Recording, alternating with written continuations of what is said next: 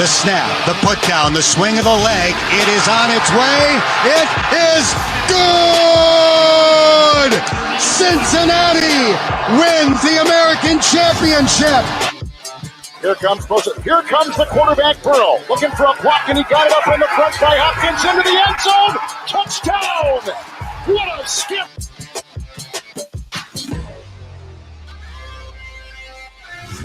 As there's a drive in a deep left field by Castellanos, it will be a home run. And so that'll make it a 4-0 ball game.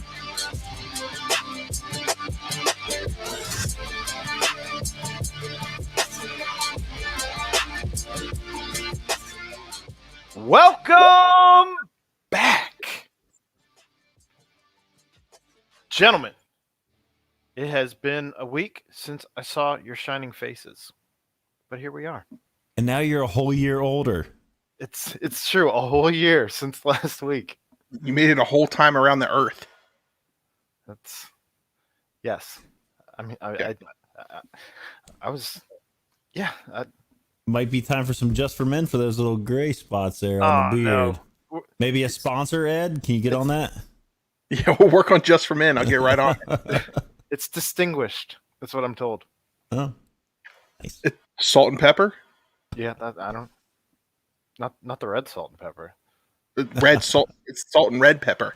It's like cayenne pepper. Cayenne pepper, yeah. In any case, this is part of the punctuation. I'm Aaron. We got Ed and Jeff. You guys, it has been quite a week for the Cincinnati Reds. Go Red Legs. I don't know what's going on with them, but the offense is insane right now. I can't imagine that any pitcher feels good about having to go India, Castellanos, Winker, or India, Winker, Castellanos. And all of a in sudden, any order, it's still scary. Yeah, and now you got Votto, who's back to banging. Suarez is starting to come alive. I mean, he's getting doubles. He's not just home run or nothing. And now you got the Punisher in the lineup. He had a dinger last night. That was a moonshot. Jonathan India leads the team in triples this year. So he's fast. India's fast, right, Ed? Boy. Unreal. I censored myself. So the Reds are 8-2 over their last 10. So we can't. The only way that we're going to gain any ground on the Brewers is essentially playing the Brewers, right? Right. Yeah, because they're what? Also 8-2 over their last. I think they're what? Are they 10? I think they're 10-3 on their last 13 as well. I'm on ESPN and it only shows their last 10. But yeah, okay. I mean, the two losses of those 8-2 for the Brewers, the Reds are the Reds, and the Reds' two losses in those 8-2, the Brewers. The Brewers. So it's they're finding themselves 4 games back right now, depending on what happens tonight. It is a pitcher's duel tonight, as Castillo is he's into the 7th. Yeah, he's only at 87 91. pitches. 91. Is he at 91 now? No, it's just 92. So his ERA has dropped down to 5.89.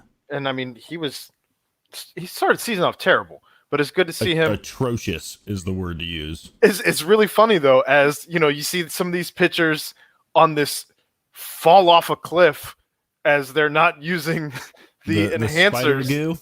They're not using these enhancers on the balls anymore. But Castillo, on the other hand, is trending up. So it's very interesting as these trajectories are very, very different. Well, like we talked about last week, I mean, I think that's going to bring everybody back to the mean, as it were.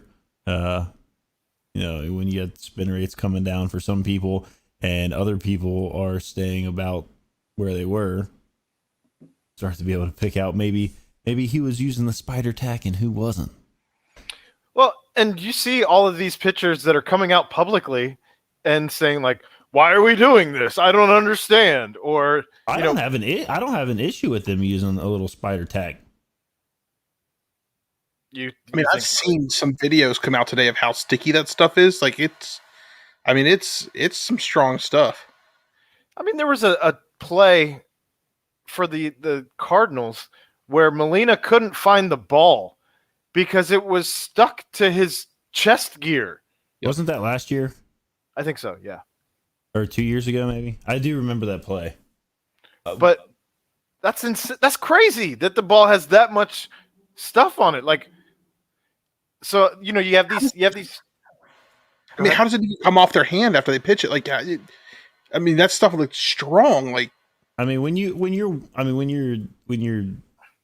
putting that much force on, I mean, it's gonna, I mean, they're not coating their whole hand isn't coated in it. Well, no, but if it's sticky enough to stick to Molina's chest protector. It's not when like football players are like, well, I mean, now they can wear those Under Armour gloves, which I got a pair for my kid. My kid's got Under Armour ones, but the NFL sponsored with Nike. Yeah, so I mean, you throw the ball at them, and it's not going anywhere, right? Like, yeah, my kid can catch a football just with his hand like this, and it's. I definitely had a couple pairs of those during flag football. But I don't know. I don't really have an issue with because here's the thing. Like we also talked about this last week. You've got these guys that are now starting to throw the ball. Think just a few years ago when somebody was scaring triple digits, you're like, oh man, that's like big news. Like that, he's like throwing 97, 98. And now if your guys aren't throwing 97, 98, it's a big deal. They're like, oh man, how long is this guy going to last in the league? You don't have like at 95, right? You don't have like, the Greg Maddoxes out there throwing like, low 90s and Bronson Arroyo. Bronson Arroyo. You just don't have that anymore. So like you got these guys throwing so hard, and maybe you tell them like, maybe the solution to that is, don't rear back and throw that hard if you can't control it without spider tack. Yeah, I don't know. I mean, it's quite the conundrum the MLB has found itself in, because for so long they didn't care. They didn't crack down on any of this stuff, even though it was a rule and against the rules to basically doctor the baseballs as a pitcher. Mm-hmm. And so now you have these guys who are like, they're kind of freaking out because you can't do that in the middle of the season. Why would you can't just change the rules? Well, hey bud, the rules were always there. Like, yeah. What do you mean? So it's like we said last week, the MLB had no problem doctoring the balls so they'd fly out of the park, but they had a problem with little sticky tack. All right. That is true. I mean, the MLB does. I mean, it's no secret the MLB does pick and choose what they're going to, enforce or what new, thing they want to look into. And, I guess they decided that, a whole bunch of strikeouts and no hitters and stuff aren't exciting. So we want to see the ball fly out of the park some more. Well, they were talking about this on the broadcast earlier tonight, and I'm curious as to what your guys' thoughts are on it. But if, the first pitcher who gets hit with this, because somebody inevitably is going to be hit with this, it's an automatic ejection from the game, a 10-game suspension thereafter. Do they eject the manager too? Is it like? Well, that's probably going to happen because the manager's probably going to lose his entire mind. I want it to be I know that this sounds like I want it to be a Cardinal just because I want to see Mike Schilt come out and lose his ever loving mind. But here's the thing though, if you continue to use spider tack or anything like that, because from my understanding they said that the umps are going to be checking throughout the game. Yeah. You can challenge at any point in time and have them go check. So does it have to come from like a challenge like that, or can the umpire just decide like, man, we're gonna? I mean, here's the thing: is like, do they get real time? Do they get real time statistics on these spin rates? I'm sure they do. So is it potential that New York is going to be like, hey, check this out? The first 3 innings he was at like 2,600 on his curveball, and all of a sudden now he's this inning he's at like 2,900, 3,000. Go out there and check him over. Like, is this going to be like a police pat down? be like, hand over the glove. Let me see your hat.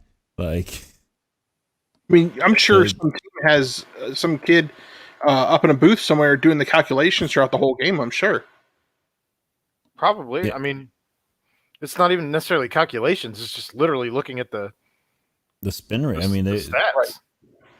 So my thing is, who installs the technology in the stadiums that reads the spin rates? I don't know the answer to that. Really good question. So I mean, that's what I'm saying. Like, you know how, like, I mean, there have been reports and things that came out of like you know, back when velocity was starting to like climb, and some pitchers were really getting like juiced up on like looking up and seeing that, you know, they were hitting 98, 99, and like there was talk that some teams were dumbing down their radar guns so that it would read like 93, 94, and, you know, like, trying to get in these pitchers' heads. Can they mess with the equipment there so that it, you know, isn't necessarily reading like high spin rates? I would imagine it's probably the ballpark that installs it. Like, so, like, you know, the team's in charge of it? Like similar to the radar guns? And here's the reason why I say that is because I got a buddy who works for him, and he flies out to Arizona every year to install all the cameras and all that kind of stuff. So I wonder if he's installing radar guns. If I'm a major league team, I'm getting rid of all of it. I'm not reporting back my spin rate. Like, you're not going to be able to get my spin rate numbers. It's a party over there. Yeah, it is. Carrie wasn't feeling well. She went to bed early, and the kids have the run of the house. The prisoners are running the asylum. It is along those lines. Yes. So, I'm with you though. Like, if you have to report, don't report it. Maybe you don't have to report now. Well, I mean, like, otherwise the MLB would have to pay to install in all of the ballparks and maintain them themselves, because otherwise, if I'm the Reds or I'm the Dodgers who just paid Trevor Bauer all kinds of money, you know what I mean? Obscene money, yeah. At home games, Trevor Bauer's numbers aren't getting reported. I'm sorry. You're going to have less data on Trevor Bauer. Or if you know that your guys aren't using any type of substance, you make sure that you have all of the stats being reported, because you know that a team coming in, right, yeah, could potentially be using. Mm-hmm. So I don't know. It's going to be an interesting dynamic to see the way that MLB. Would you say it's a sticky situation? Ooh. I was just looking up, so I did a Google search, and I know it didn't pull up anything great, but who installs the spin rate software for the MLB? And there's this TrackmanBaseball.com, and you can buy the software. It's amazing.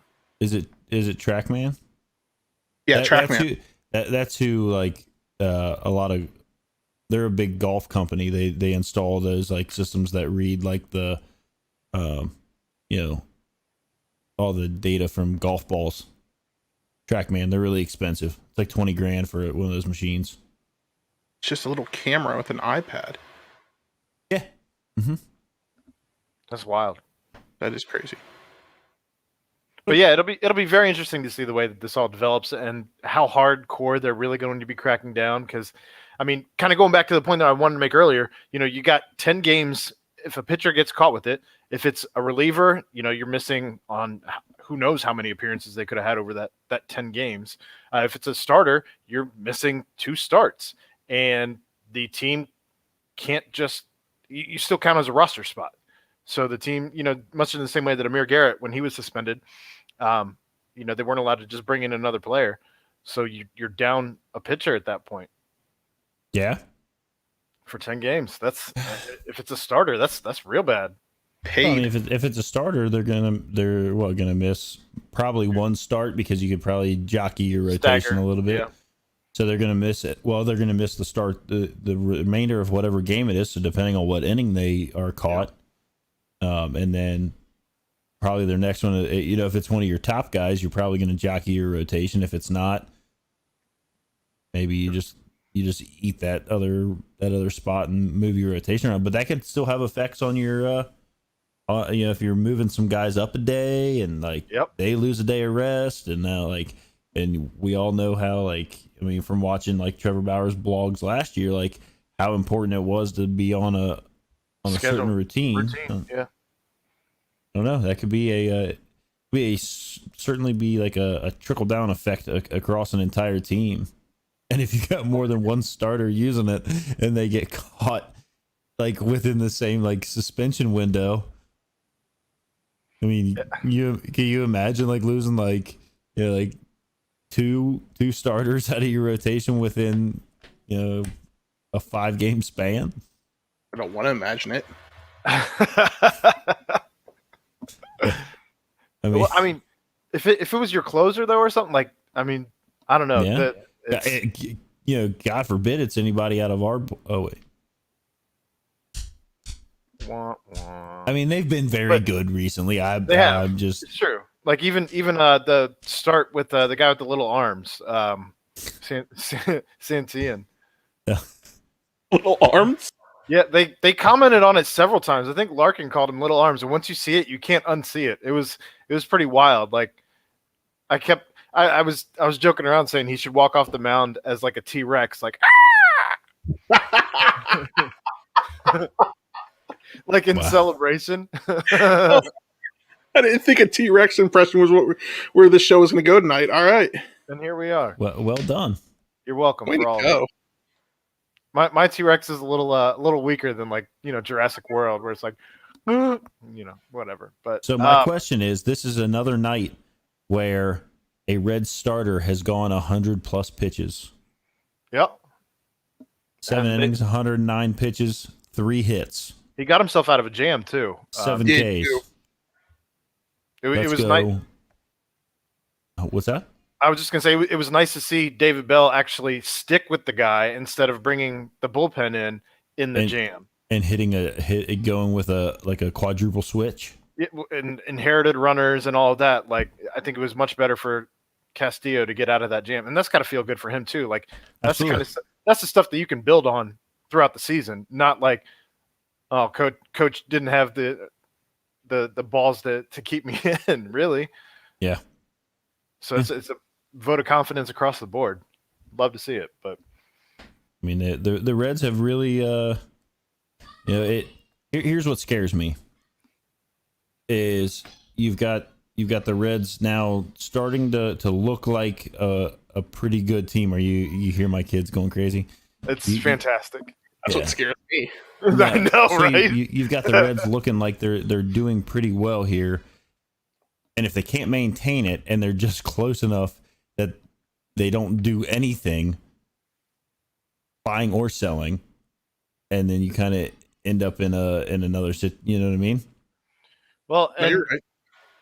I don't know. I don't think you can't get upset with them for not being buyers yet, because not yet. At least at this point in the season, because it's still too early to be making some of those trades in hopes, and not to mention the team is really clicking. Like, you know, who would you get rid of at this point to try and bring in some additional help?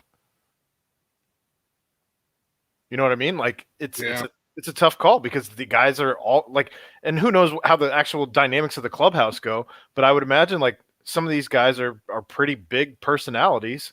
And so if you move a piece that, you know, maybe somebody was like best friends with or something, like that could be an issue. I mean, Votto has talked about how just last night he was talking about how the younger guys have really like just kind of helped him and pushed him to try and be a better player out on the field, which is crazy because he's, you know, as we all know, he's the highest paid player out there. He's, you know, the guy who's been an MVP, and he's still finding motivation from the young kids to go out there and put his best foot forward.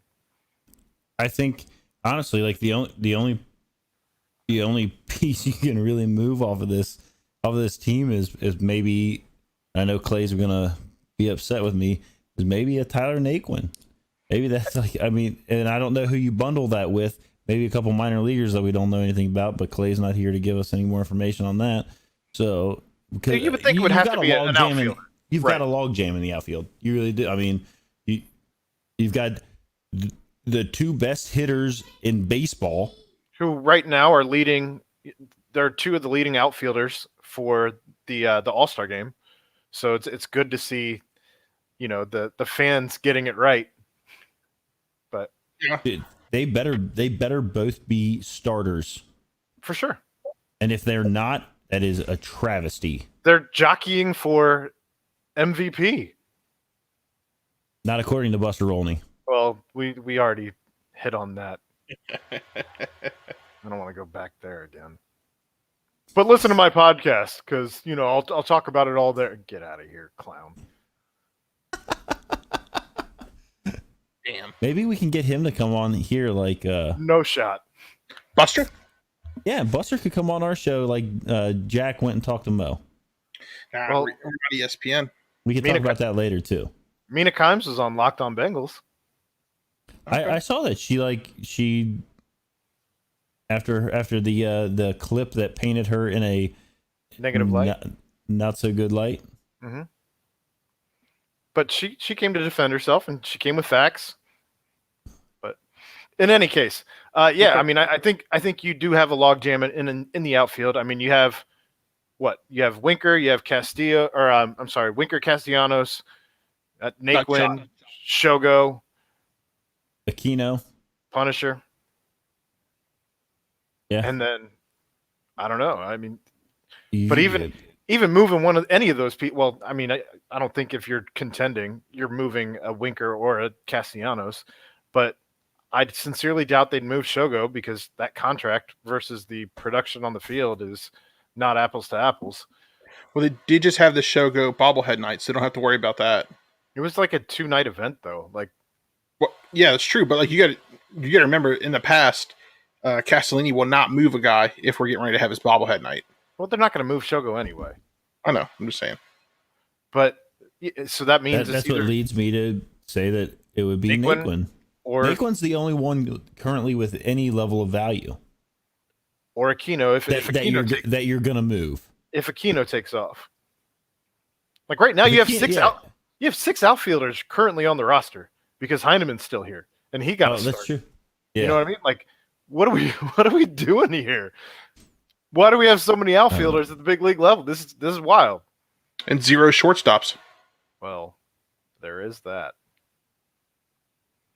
So it should be interesting to see what they do. Maybe you're able to, throw some cash at a team with somebody who's on a 1-year deal. Kind of along the same lines. I don't feel like they had to give up much of anything when they brought in the shortstop with the braids.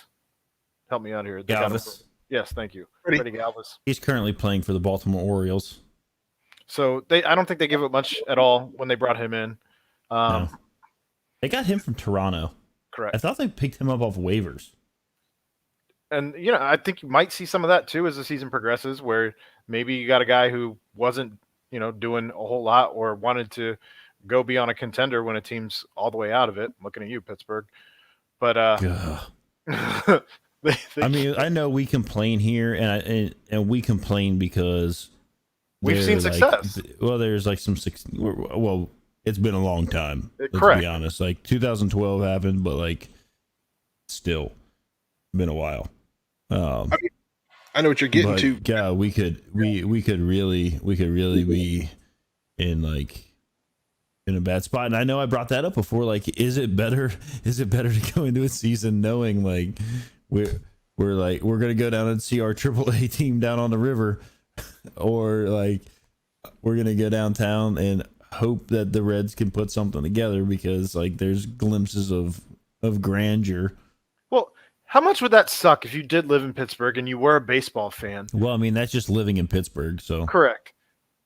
It would suck to live in Pittsburgh.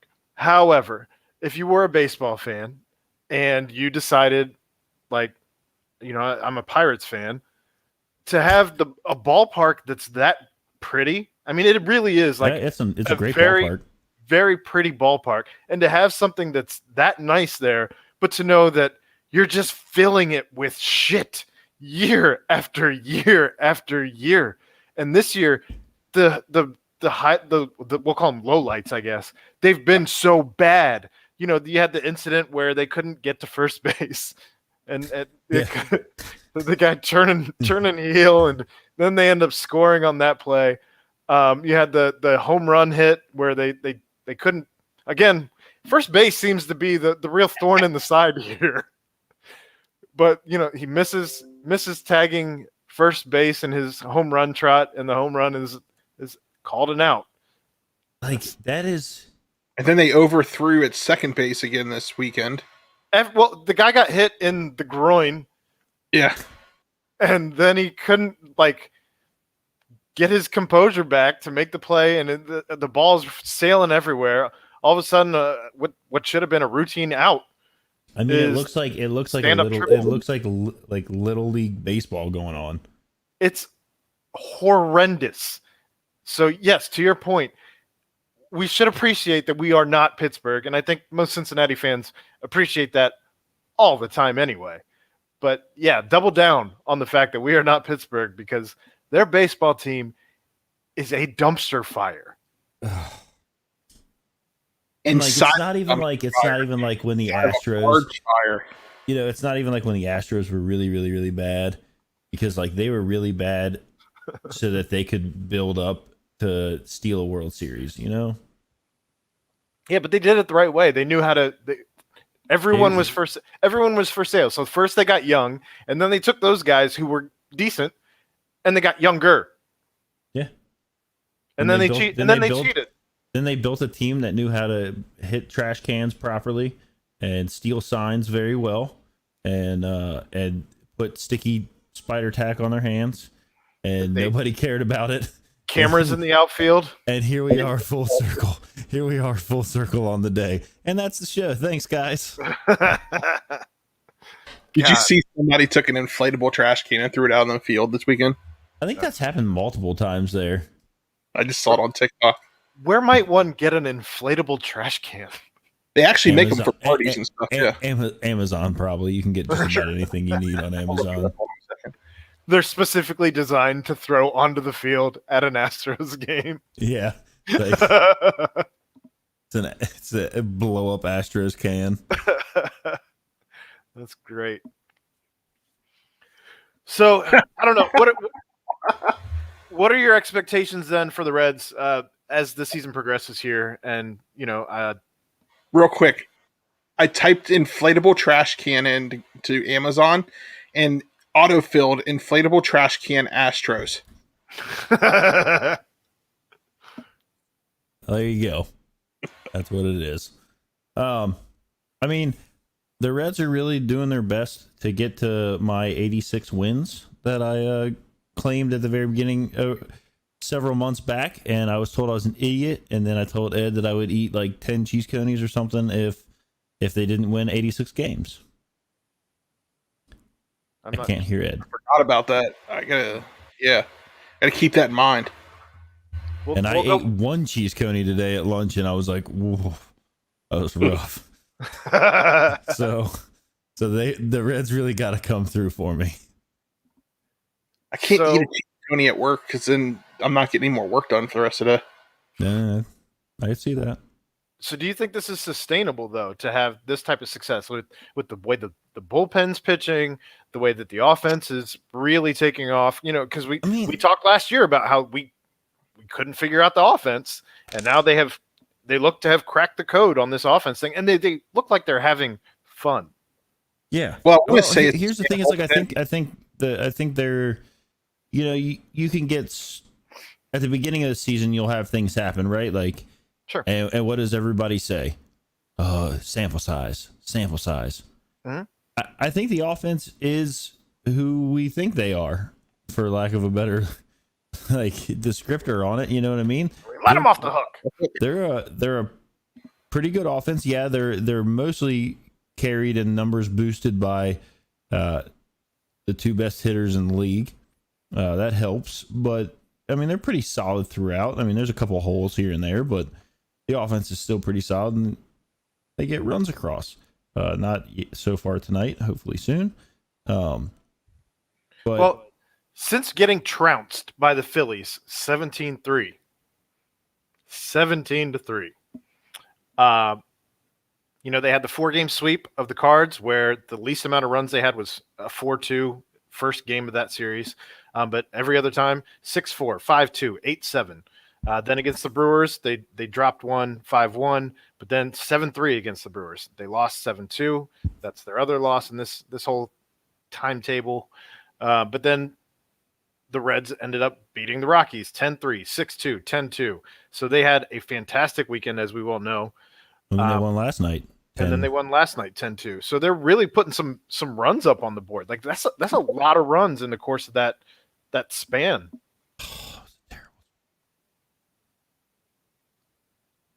Huh. It was a really awful swing there at the end of that inning.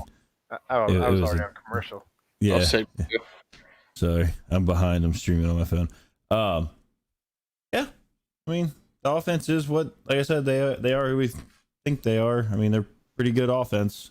They're going to put runs up. You just got to have, and hopefully, you started to see guys like Castillo starting to come around and have good outings. I mean, Mally's been pretty solid all year. As long as if you can get some of these guys, I mean, Gutierrez has been an extremely pleasant surprise, which I think we all thought maybe he would come up and do well. I know Clay kind of cautioned everybody, which it rightfully so. His career numbers in the minor leagues aren't what they are this year. But obviously, he had a year of COVID ball, for lack of a better term for it, where they're at an alternate site playing like inter squad scrimmages and things. Where got to work on mechanics. Maybe that was the key to it, and it seems to be so. I mean, he's had 3 outings, which have all been pretty solid outings. I think the one loss that he had in there was like a 1-run deal or something.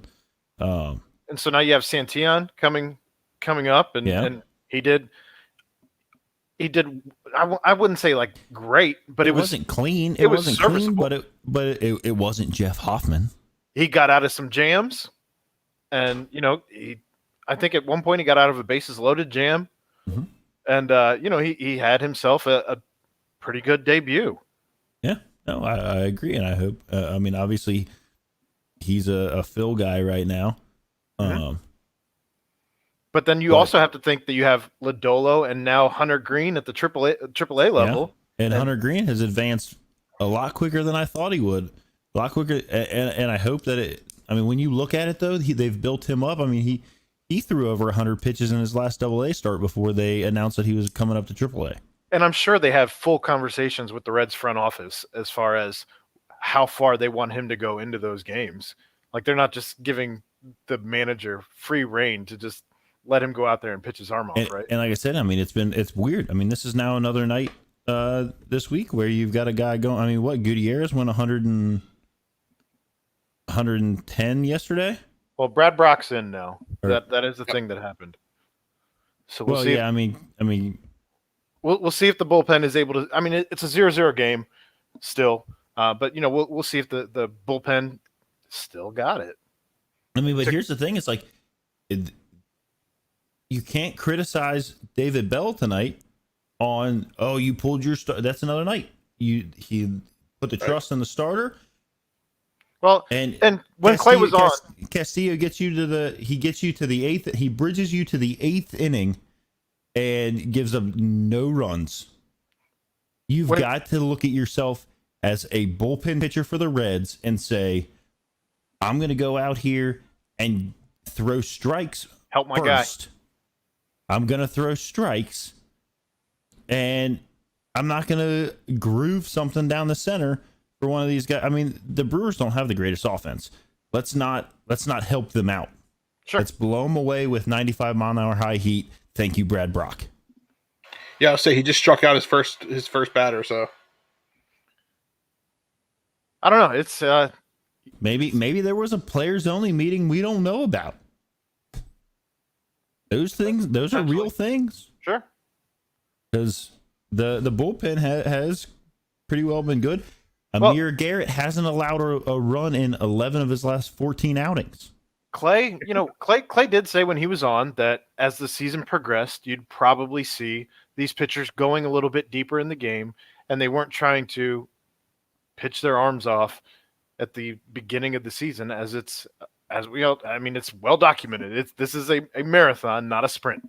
This is true, but the other thing is, like, when you do that and you've got a bullpen like the Reds have had, it's a tough pill to swallow. You can run into burnout in your bullpen. So we'll see what they end up doing. It's definitely encouraging, and again, I wanted to just mention Hunter Green, tremendous season thus far at the AA level. Congratulations to him for getting promoted up to the AAA level, and we'll see how long it takes for him to again get the next step. Now we definitely should go down to Louisville and catch a game. It was funny to hear Larkin talking about his promotion to AAA, because he's like, why did he just quit playing shortstop? He could have done both. I mean, you just kicking shortstop to the curb like that. Like, why would he not do shortstop? Do you think that's something that we'll see, though? Like, more guys trying to be like that Shohei Ohtani, to where if you are a 5-tool player, to continue to play both in the field and pitch every fifth day? Yeah. I mean, if you see the success that he's having, what team's not going to want a player who does that? I just don't know that you're going to have somebody who's at the levels that Ohtani is at. That's going to be few and far between. But if you can put together, if you've got a guy that is a Shohei who is like looking at being like the ALDH representative in the All-Star game, that's almost unfair for the AL All-Star team, because now they get a really good pitcher that's going to come in and be also a really good DH. It's unbelievable the season that guy's having, and just who would have thought that? I mean, I know the Reds have had some pitchers who were able to either play in the field, like we've seen with not just Michael Lorenzen, but that pitcher that we got from Arizona back some years back, who I think he kind of started the trend when he was in Arizona of being a pitcher who would sometimes his last name started with an O, I believe. I mean, I remember like Latos would go out there and play outfield during batting practice. Micah Owings. Micah Owings, yes, it was. But yeah, he would go and play outfield and be brought in to, maybe he didn't even play the outfield. I know he'd be brought in to pinch hit, but yeah. Anyway, just kind of even those pitchers that you're talking about, that like you got these guys that come up and you're like, oh yeah, like that's a pitcher that can hit. You're talking about a guy that's batting like 150, but has with a home run, right? Has a good swing, has a little home run power. Like, you're not talking about a guy like Shohei Ohtani, who is like a beast, right? I mean, he's just good all the way around, right? Yeah, it's funny to see people make jokes like, like ESPN puts a thing up like Shohei Ohtani started the game, pitched 5 innings or 6 innings, and now he's in center field, and people are like, oh, I did that when I was 8 years old, like, right. Of course, and so did he, and he's still doing it, but he's getting paid a lot of money to do it. We've got friends from high school whose kids are catching and then pitching. Like it's some crazy, yeah. So, do you think that the MLB is going to continue the rules as they currently stand, with not having, because they've said they're going to have the discussion again in the offseason about making it a universal DH? They've got to. It is absolutely miserable watching pitchers bat now that we had the DH. Yeah. I miss the DH personally. I'm with you. The National League DH? Absolutely. Correct. Yeah. I would love this team. This specific Reds team is built for a DH spot. Like, Winker. You're leaving someone on your bench at any given moment we would love to have the extra bat as opposed to what we're running out there. Let's go. All right. Ed's he just struck out Vogelbach 1, 2, 3. Yeah, he's kind of been a bit of a thorn in their side. Yeah, I don't like that guy. Nope. That is. But he does look like once he retires from baseball, he'll be really good at beer league softball.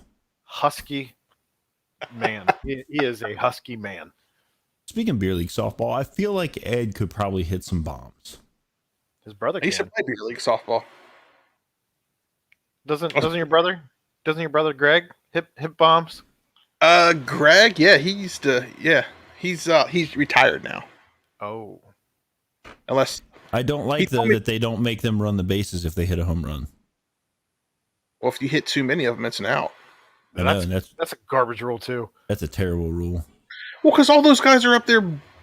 It is slow pitch softball though. Yeah. Anyway, all right. Anything else you guys want to touch on the Reds? No, I'm just really excited, and I hope that they're able to keep this rolling and then roll into the Padres, who seem to be on a little bit of a down swoop right now. And we're over 500 for the first time in this deep into a season. I saw a stat that it's the first time that they've been over at 500 or over, past June since 2004, since August of 2014. Oof, that's a tough stretch. We were undefeated this time last year. They would, Ed. Huh. I guess minus last season. That's the caveat. There's like an asterisk. Yeah. So, the college football playoff had an announcement this week, which would probably, Dan Horde says, it would affect the Bearcats more so than any other team in all of college football, as they are going to be expanding the college football playoff from 4 teams, and we have seen a pretty much cycle of the same roughly 10 teams or so in the 4 spots for the college football playoff.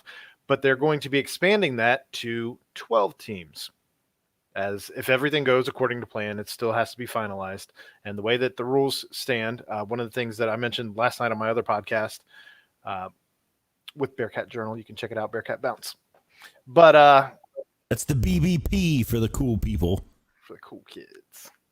So, I mentioned this last night, though, is the wording specifically said that the winner of whatever the top 6 conferences. They didn't say the Power 5 plus whatever Power 6, the Group of 5. Well, that's that's a big shot at like what the Pac-12 and is it Big 12 now? Big 12, Pac-12. You could argue even the ACC because they really only have Clemson. Yeah, but they're right. So like you're gonna have a team like that's gonna be ranked pretty high as the conference champion. Sure, but I mean that doesn't necessarily mean that the conference is the top conference just because you have one of the top teams coming from that conference. Well, if one of the top teams is coming from that conference, they're going to be the conference champion, so they're going to take that. They're going to take that. I don't mean that the ACC is not going to have a representative, because I think you're probably still going to see the Power 5 schools, for at least for a little while anyway, continue to be the Power 5 schools. But it is going to level the playing field out, because now, as a kid who is looking at what college should I go to, you're going to have them saying, I don't have to go to these 10 schools to potentially be in a national championship conversation. I can go to some of these other schools. So I think you're going to start to see some more just dispersion of the 4 and 5 stars as they find themselves at maybe some other schools where they could get. I mean, Cincinnati's talking about potentially having anywhere from 4 to maybe 4 first round guys. Well, here's the thing. Just like you're saying, if I'm kind of a big deal player and I want to be like, hey, I want to have a chance at a national championship every year. Obviously, you're still going to have your Ohio States and Clemson's and Alabamas and things of that nature. Sure. But if I'm looking at like, hey, I want to be in the playoff. I haven't been maybe recruited by one of those teams. Instead of them falling off and going to play with like at Michigan or another Big Ten school or even like a Notre Dame, which apparently under this plan, they're going to have to be one of the 6 other teams. At large, right? At large right? bid. And yeah, they're probably going to end up getting it if they're up, but they're still going to have to be up towards the top, sure. right? And they could be passed over. They could it's very an well large, right? I think they're. So you've got a guy like Luke Fickell who can come to you and sit in your living room and say, "Here's the deal. You come here, we're going to continue to destroy the AAC, and they're going to put us in the college football playoff." So not the living room; they're going to the barn. So about the barn, that's true. I've been you talking went to the barn. You went no, to the barn, Aaron? I haven't been in the barn yet, but I've been talking to kids all week. I've been talking to both the commits and the recruits that have been the official visits. I've been talking to them since Sunday at noon. Was when I started making text and phone calls to these kids, and they all, dude, every single kid is like, the barn is awesome. It would hold 100 to 200 people. There's an indoor basketball court. There's an outdoor basketball court.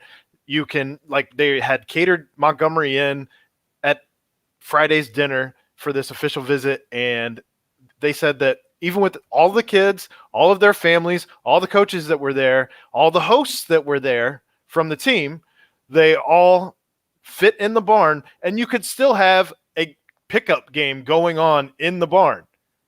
That's how big the barn is. Real quick question. As a Cincinnati native, do you really cater in Montgomery Inn?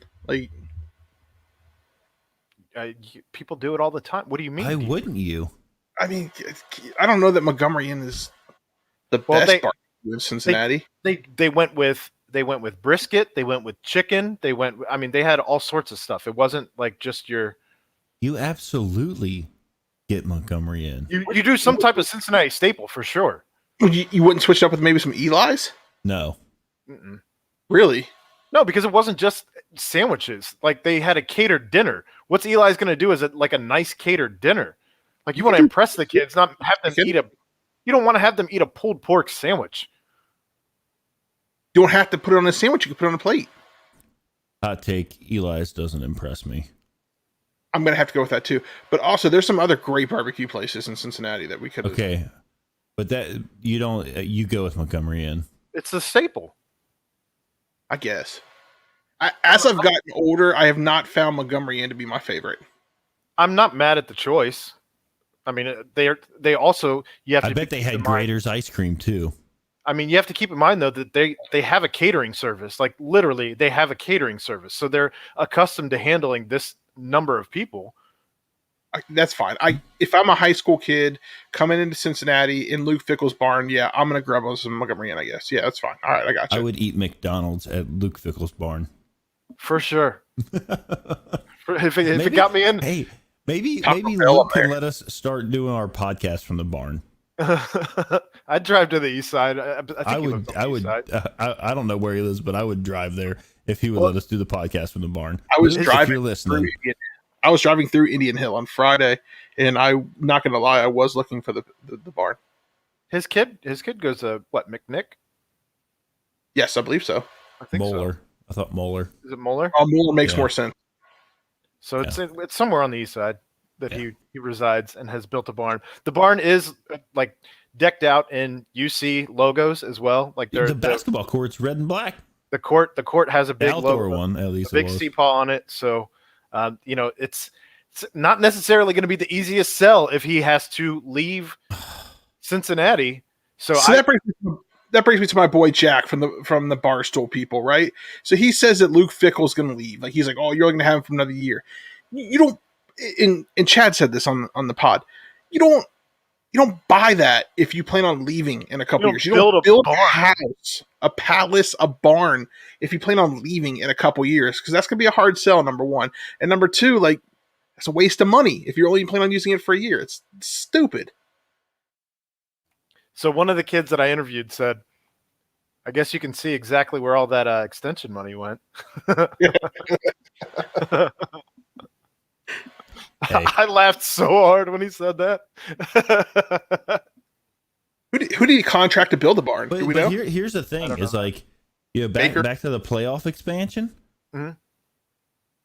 you've got to think that if that's going to go through, Luke Fickell ain't going nowhere. Because maybe he was thinking about it before. You open the gate. But if you're telling me that I can come in here and I can recruit the kids that I'm recruiting now at the level that I'm recruiting now, and it's still like a long shot that I'm going to make the playoff because of the way the committee runs things, even though like we all know that they probably should have made the playoff. Sure. Right? But now you're going to tell me that I got to win the AAC and just be ranked as one of the top 6 conferences? Like, easy. I'm going to come sit. I'm going to come sit in every one of those kids' living rooms and tell them, look, here's your invitation to the barn. When you get there, I'm going to show you all of the games we've played in the college football playoff. And we're not getting run out. And guess what? That first round game is going to be in Nippert. At that point, the only teams that you're recruiting against are Houston, Memphis, UCF, and UCF, and that's it. And tell me this: UC is the conference champion. They get into the college football playoff, right? What team in their right mind? What team from like the South? Because that's the SEC teams from a warm climate wants to come into Nippert in the middle of the winter and play UC. No one. Ohio State won't even come to UC, and they surely aren't coming back to Cincinnati to play down at Paul Brown again. Oh, 42-0, Aaron. 42-0. Oh, okay. We hear that. Anyway, in a rebuilding year, yeah, they thumped us pretty good. But the rest of that season turned out pretty well. I recall.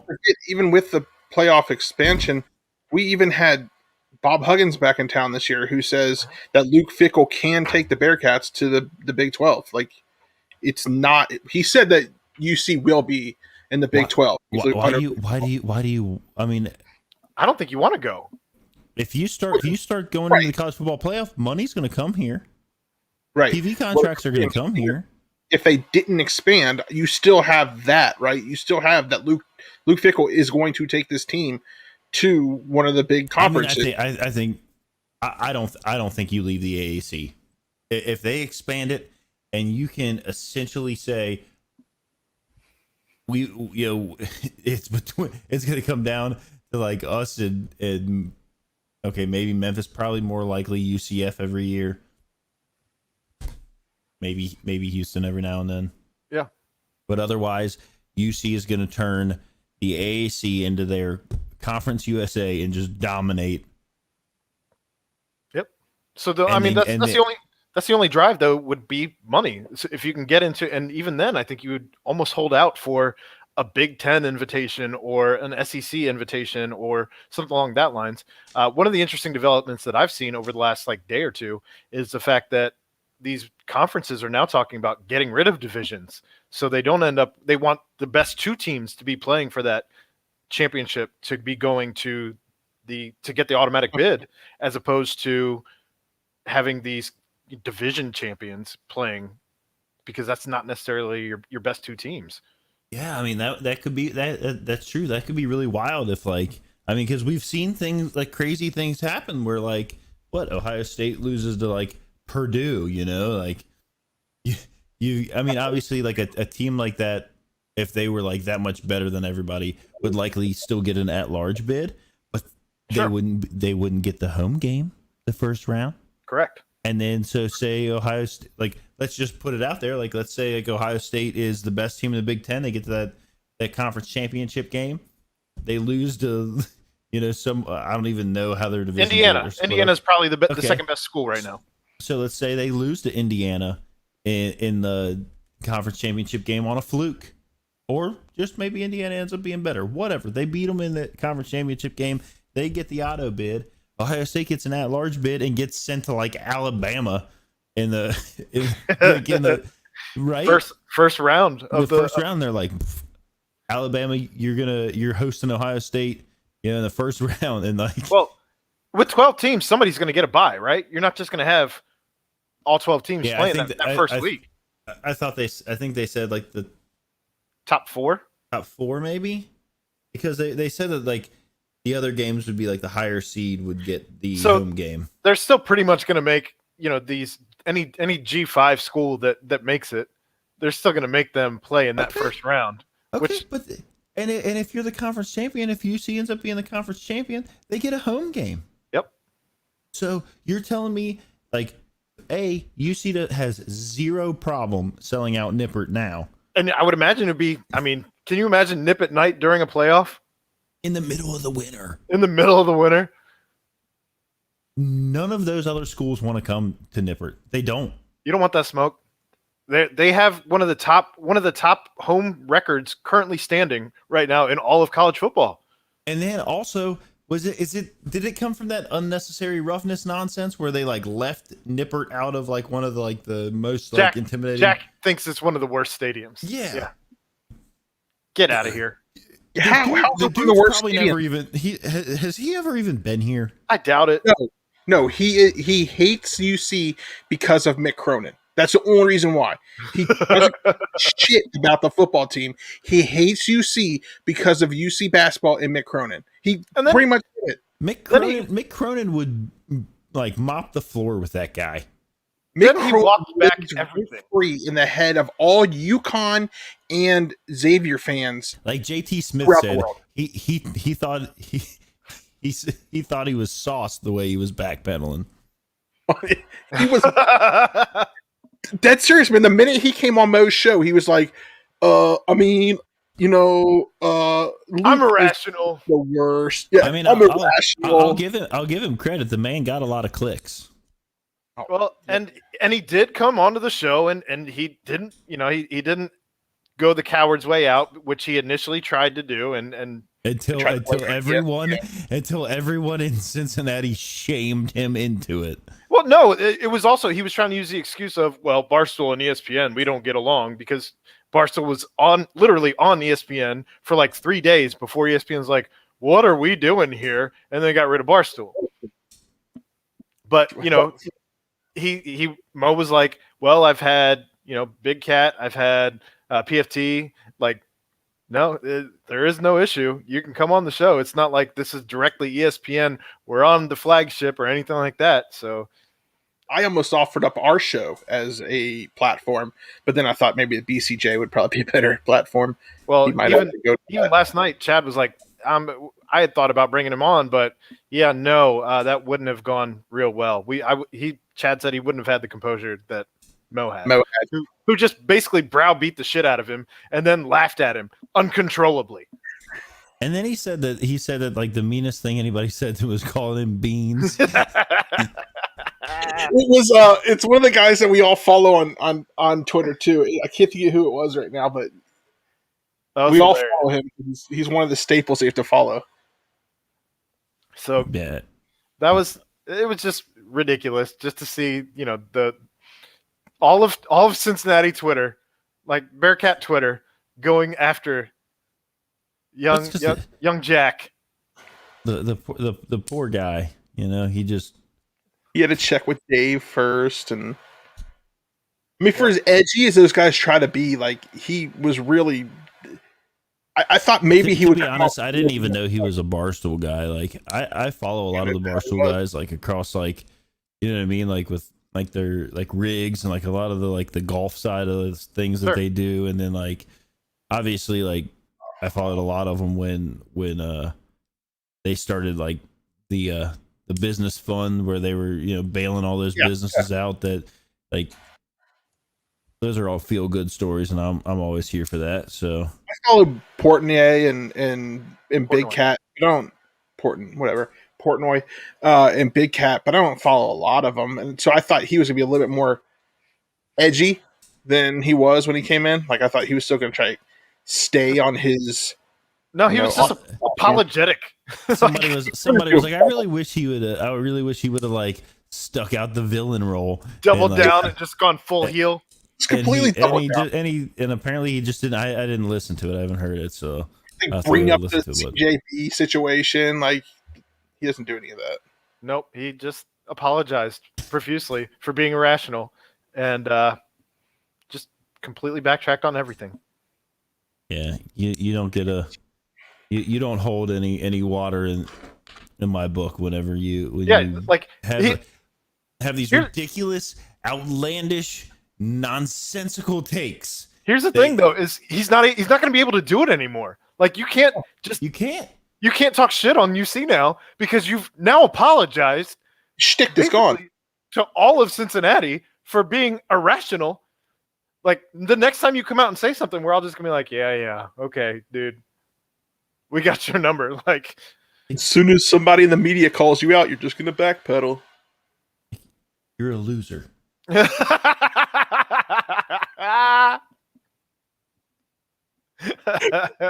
I think that's how you end that segment. Well done, Jeff. Well done.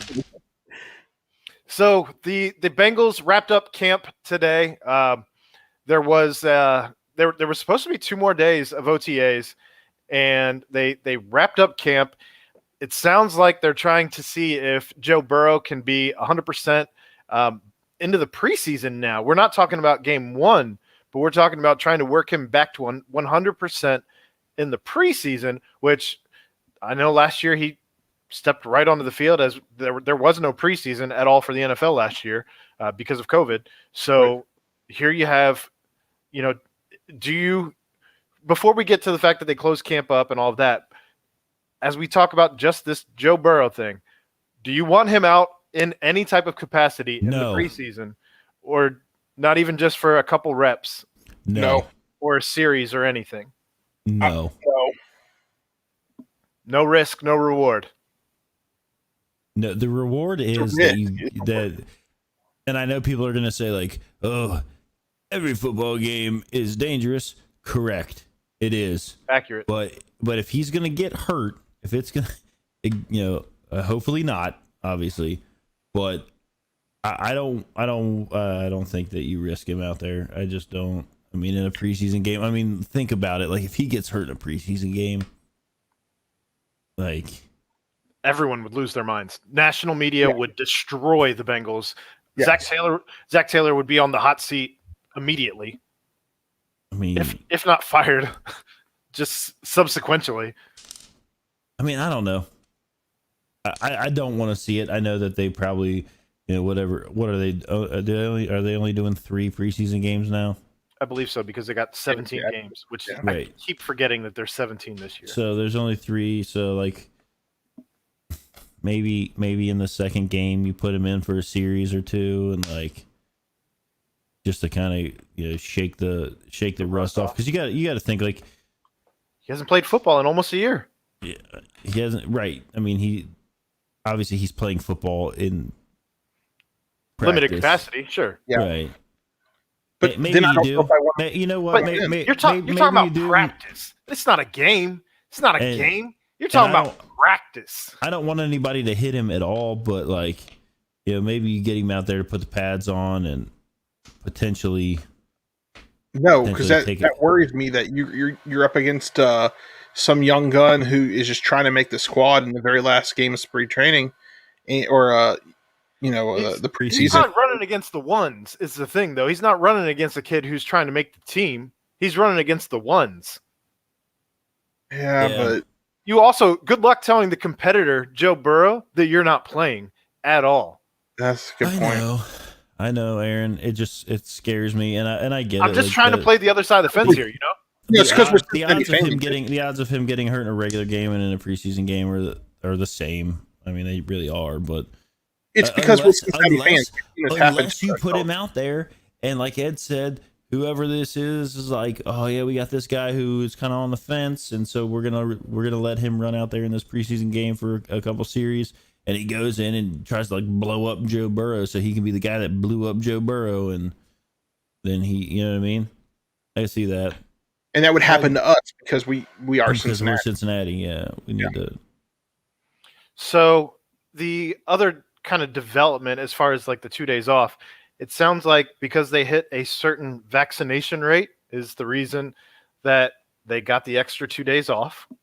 That's what it's sounding like here. And also, I think they probably had a little bit of a nerve hit when they found out that one of their linemen, offensive linemen, Hakeem Adeniji, I think is how you pronounce it. Adeniji. Okay. He's had a pectoral injury and he's going to have surgery and he's going to be done for the year. Ooh. So you have a backup tackle who might have been a second string guy, depending on how camp went, depending on how preseason went.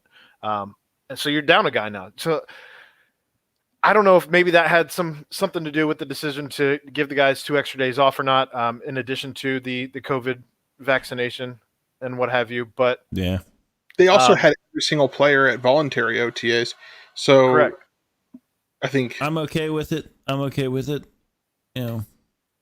Well, and give them their rest. Here's the deal: like they're going to be playing. I mean, obviously you've got the whole summer or whatever, but like you're going to be playing 17 games this year. Like, yeah, and what people want to say, like, oh, preseason, they played 4. They're still technically playing the same amount of games. It's not. I mean, we all know that regular season games are. Preseason games are essentially nothing more than the Pro Bowl. Sure. As far as competitiveness, it's just an exhibition, yeah. Right. I mean, they're just out there trying not to get hurt. Basically, looks like we're going into the into extras here with the awesome free baseball man on second base rule. Worst free rule. baseball. I don't know if that's a worse rule than the DH rule. Or, like, take your pick. They're both terrible. Anyway, so I don't know. I mean, I think if you're the Bengals, though, you have to go out and sign one of these guys. They got to go get the guy from Washington. I mean, you got to sign somebody. First off, Has he signed anywhere? That guy looks like a monster. He's not signed anywhere yet. You have the money to sign someone, and it doesn't hurt to bring in more competition. Don't just settle on the fact that you have the guys out there. Competition breeds competition. Like success. they're going to continue to get success. They're going to continue to get better and drive the other players to be their best version of themselves out there if they're worried about losing their job. I agree. I think you got to go out there and you got to sign a guy who comes in immediately pressing either Wyatt or Jonah for that starting spot. And I think they will. The Bengals haven't given me any reason to not believe in them this year. Yeah. So I would certainly like to, in the hindsight of this injury, I would certainly like to see them go out and sign a guy, like a guy who again can come in and immediately. Just a guy? No, not a jag. Or a guy. A dude. A dude. We want a dude. Like dudes being dudes? I mean, dudes being dudes for sure. All right. But you want a guy that again just comes in and can be somebody who's vying for that starting spot. I would agree with that. So, other than that, is there anything else Bengals related that you want to touch on? No, I'm excited for the season. This is the first time in a long time that I've been excited for a season to start. Yeah, I mean they're hitting all the right strides with the new stripes, and just kind of getting some guys in here who are excited to be here, not just trying to be on an NFL roster. That's the thing. Like, how long has it been since like you've heard like guys like signing with the Bengals and it being like just like contagious and like these guys out here like I'm coming to play here in the jungle. I'm gonna be a Cincinnati Bengal. I mean, I think you can go back to like Andy Dalton, AJ Green, the beginning of their era. You kind of got some of that. You certainly had some of that towards like the 2009 season with Carson and Chad and TJ, and they were having guys come in like an Odom. I think it was Odom. I think that was his last name. The defensive end. He was like the highest. He was like one of the highest signed, highest paid players that the Bengals had ever signed from free agency. One of them, anyway. But I mean, you've seen this in a couple different waves, and I think we're at the beginning of that wave again now. Whoa! Go ahead. I didn't realize that Brad Boxberger was still in the major leagues. Well, he just plunked Stevenson. You're ahead of me by like multiple pitches. I was thinking about the Bengals today, and this is the first time in a long time that I don't know a lot of the players. Like, it's almost like a fresh restart. You know what I mean? Like, every year you had AJ Green, and you had Geno Atkins, and you had Carlos Dunlap. You knew you had those guys, and this is the first year that I'm like, we have a bunch. I mean, you got Jeremy Hill and people still, but this is the first year that we have some. You don't have Jeremy Hill. What are you talking about? Did I He's say been Jeremy gone Hill? for years. Did I say Joe Jeremy Hill? Mixon. That's what I meant to say. Sorry. Joe Mixon. Wow. Wow. I was actually thinking I have a Jeremy Hill autograph that I'm trying to sell, and it was with Atkins autograph that I was trying to sell. So that's why there's two. Sorry, Joe Mixon. But Number 2 producer Ed. Sorry. It's I didn't take my ADHD meds again. Maybe you should study up on the roster a little bit more as we get closer to the Bengals season. That was my point. I'm going to have to study up on the roster a little bit more as we get closer to the season. Very good. Well, on that note, this was another episode of Pardon the Punctuation. Real quick. Yep. How about the Phoenix and 4 guy? Oh man. One of the greatest fights we've seen this year so far? Just people got to figure out how to act right in public, man. That gentleman grabbed him by the head, uppercutted him 4 times, looked over his buddy, went, Phoenix and 4, uppercutted him again, and then sent him off a bone away. Wait, if we're talking about crazy fights, can we talk about very quickly the fight from the Korn Ferry Tour, which is like the minor league golf tour? What? It was a fight in the golf tour? They arrested someone. A golfer? A golfer. So, golfer, we'll just call them Golfer A. Did he take his spikes off and beat him with it? No. Golfer A hits a ball from the tee into the long stuff, right? Into the weeds, shall we say. So he goes to look for his ball, can't find it. He finally, I guess, takes a drop, which is a penalty, right? Right. Hits his ball to the green. He gets to the green. He looks over at player B, whose caddy is player B's dad, right? Their father-son caddy player combo. Okay. And he's like, you guys really could have helped me look for my ball. Player B's caddy, who is his dad, looks over at player A and says, or you could just hit the ball straighter. To which then a brouhaha takes place on the green. And they have to come in. They eject both from the tournament, and the one guy gets arrested. Yes! Was it his dad who was arrested? Because that would have made this. No, from what I understand, it was the golfer who hit the ball into the weeds, took offense to the caddy telling him to hit it straighter, and then they get a fight. And like now, both of them have did they bloody up like the white glove?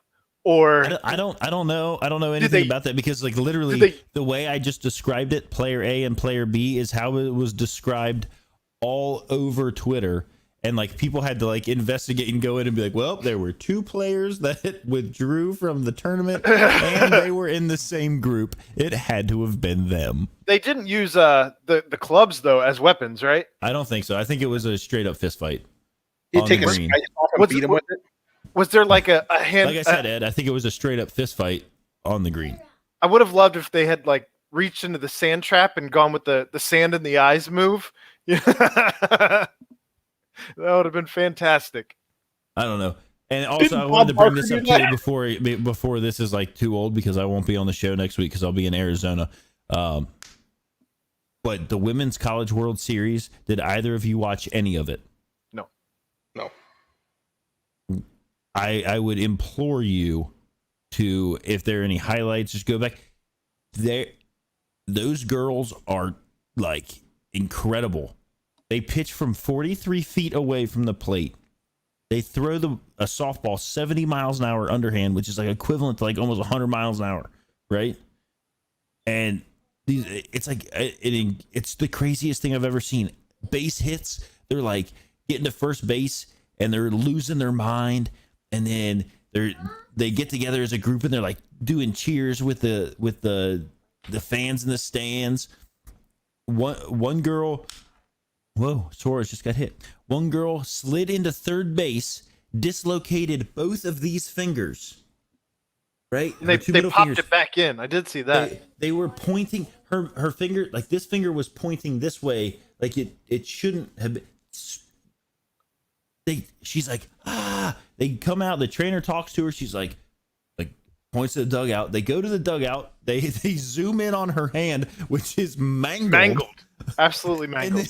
And then they just pop it back in, tape her up, and send her back out, and she's back over there standing on third base, scores, and goes back out and plays first base in the next inning. With that can't feel good. I just love that the Corn Ferry Tour is sponsored by the people who do the leadership assessments. That's great. I love it. So I wanted to get a lot of those things in, like those girls that play in like college softball, and anybody that plays fast pitch softball. I mean, it's like such a defensive game because the field is so small and the ball like is on top of people like right now. So anyway, I was very impressed by all of them, and I watched a lot of it. Like those games, they play multiple games in a day, and then like the rain delays were like pushing some of these like games back to like starting at like 11 o'clock at night, and they weren't finishing it till like 2 a.m. It was wild. So well, get it, girls. Props to them. All right. Well, as I had already said, this was another production of Pardon the Punctuation. You can get the new merch with the NWO style logo. PTP. Ed's wearing a hat. If you're watching the YouTube video, is that hat available, Ed? Yeah. Or is that a one-off hat? No, it's available, man. If you're watching the YouTube, you can see it. If you're listening to the radio, I'm sure Ed can post some type of picture of the hat on the Twitter. Yeah. But for Jeremy Hill Stan and for Jeff, I am Aaron, and we're out. Goodbye. Ba-dum-bop.